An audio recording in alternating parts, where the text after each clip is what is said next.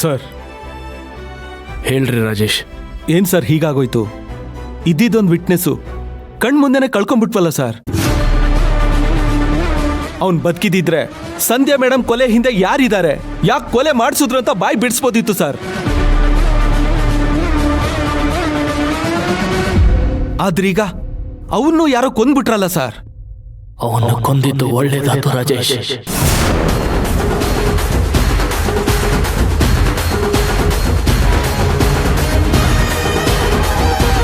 ಒಳ್ಳೇದಾಯ್ತಾ? ಅದ್ ಹೇಗ್ ಸರ್? ಇದಿದ್ ಒಂದ್ ಸಾಕ್ಷಿನೂ ಹೋಯ್ತಲ್ಲ ಸರ್.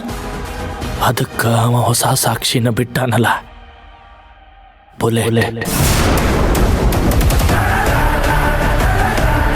ಅವನಿಗೆ ಶೂಟ್ ಮಾಡಿದ ಬುಲೆಟ್ ಯಾರ್ದು ಅನ್ನೋದು ಗೊತ್ತಾತನು. ವಿಚಾರಿಸ್ತೆ sir. 8mm bullet, local made, proper ಆಗಿ ರೆಕಾರ್ಡ್ಸ್ ಇಲ್ಲ ಸರ್.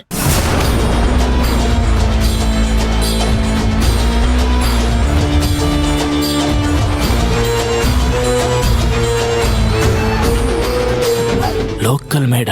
ಹೌದು ಸರ್. ಹಳ್ಳಿ ಅಂತ ಜಾಗದಾಗ local made gun, local made bullet use ಮಾಡಕತ್ತಾರ ಅಂತಂದ್ರೆ ಇವರು ಸಾಮಾನ್ಯದವರಲ್ಲ. ಇವರಿಂದ ಒಂದು ದೊಡ್ಡ ನೆಟ್ವರ್ಕ್ ಇರೋಂಗ ಕಾಣಕತ್ತೈತೆ. ಇರ್ಲಿ, ಎಷ್ಟ ದೊಡ್ಡ ನೆಟ್ವರ್ಕ್ ಇರಲಿ, ಆ ನೆಟ್ವರ್ಕ್ನಾಗ ಎಷ್ಟ ಜನ ಶಾಮೀಲಾಗಿರ್ಲಿ,